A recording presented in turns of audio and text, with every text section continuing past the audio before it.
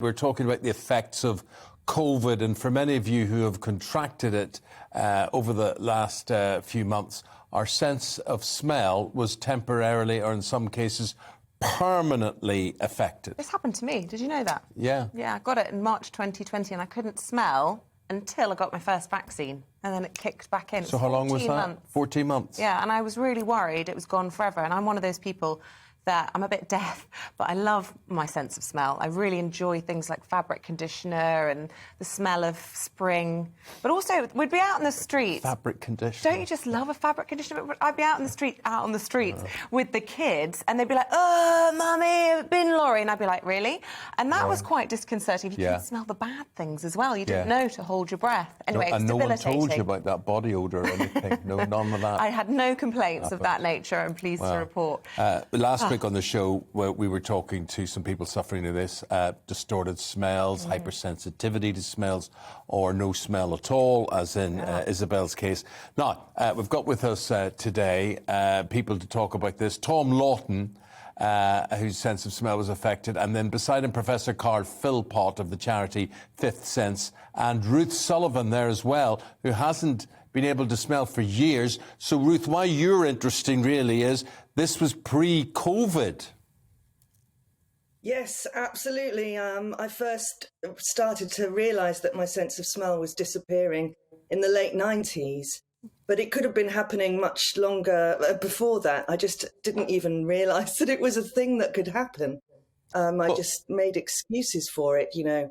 I couldn't smell the roses because they were grown in a greenhouse or something. You know, I didn't really understand what was happening at all. Well, Professor, we're associating all of this with COVID, of course. Ruth's story predates COVID. Why would that have been happening to her, and how common would her condition be? Well, loss of smell is a very common condition. We think it affects about 5% of the population.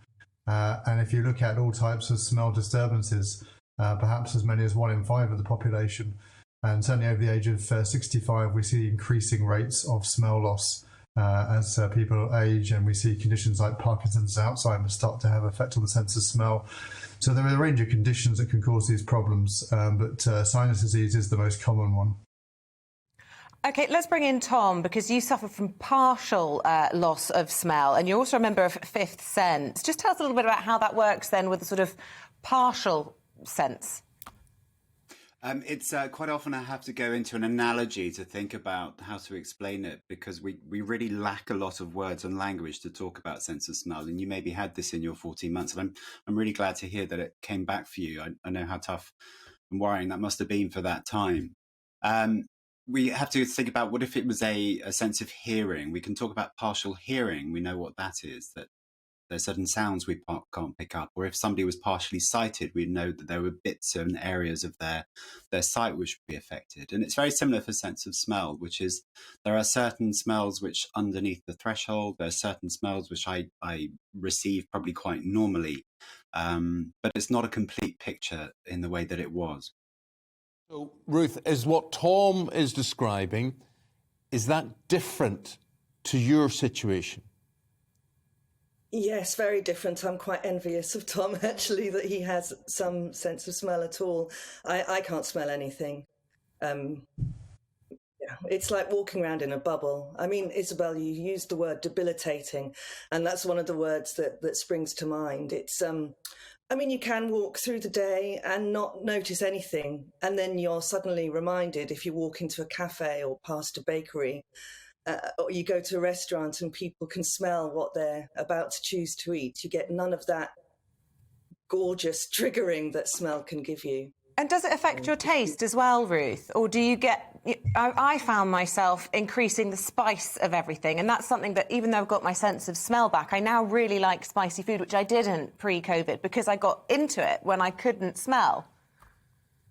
Yes, it definitely affects your sense of taste. In fact, we can pick up basic tastes of salt, sweet, sour, bitter, and umami, which is the best one. That's the secret top tip. Umami being spice, savoury flavours, but we can't taste the flavours in between. So it's like yeah, I mean, I had dinner last night and I really enjoyed it. I could see what was on my plate. But if I closed my eyes, I wouldn't actually be able to taste what I was eating. Shame. Professor, I'm just interested, because of my experience with the vaccine kicking my sense of smell back in, for people like Ruth who've suffered from smell loss for a long period of time, do you think that that could have been triggered by a virus? Are there cures for these sorts of things? What I'm trying to get at, perhaps if people went and had their flu vaccine every winter, might that help some of the affected people? Or is it quite common that once it's gone, it's gone? It really depends on the cause. So viruses have always been a common cause of smell loss, and so even before we had coronavirus, there were many other viruses causing smell loss. The permanency of that really depends on the individual case, and even with viral smell loss, some people get a spontaneous recovery over a 3-year time period after the infection. Other conditions come on more gradually and maybe more permanent, and these conditions really require investigation if it's not apparent at the outset what the cause of the problem is, so that any chance the treatment can be established. What about you? What about the future? Hyposmia, I think it's called, and it was all pre-COVID. So what have you been told as to a prognosis for you? Well, my cause was very sudden. I was assaulted in the street when I was a student in 1990. I've had a lot of reconstructive surgery to try and get the airways back into place, up into my cell receptors, and I've even been under the care of Professor Philpott as well. So I'm sort of lived with this limitation. I'm similar to you, Isabel, that I think that my sense of smell before that point, I have to think back a long time now, it was really one of my primary ways of experiencing the world. It was something that I loved, I found very exciting, that I connected to a lot. And it's been just an enormous gap in my life, which is there and will be there. And I just want to leave you just with a thought from you, Tom. I mean, you're a volunteer and you're a member of Fifth Sense. Who is Fifth Sense there for? I mean, anyone watching today who thinks this has gone on an awfully long time for them, can Fifth Sense help? Absolutely. Well, Fifth Sense is an organisation for people with smell and taste loss or smell and taste disorders.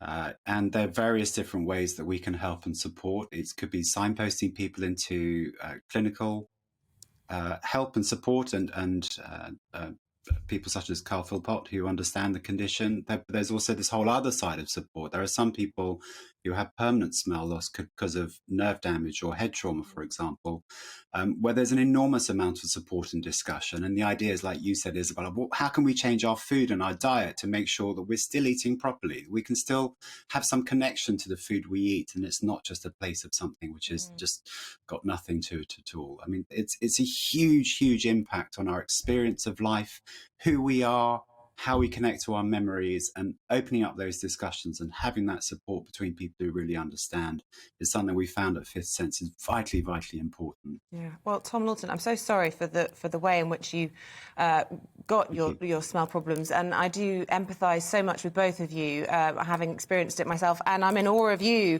Professor Carl Philpott, for all that you do to try and help us with these sorts of problems. Thank you all very much for getting up bright and early this Monday morning and talking to us. We do appreciate it. Pleasure.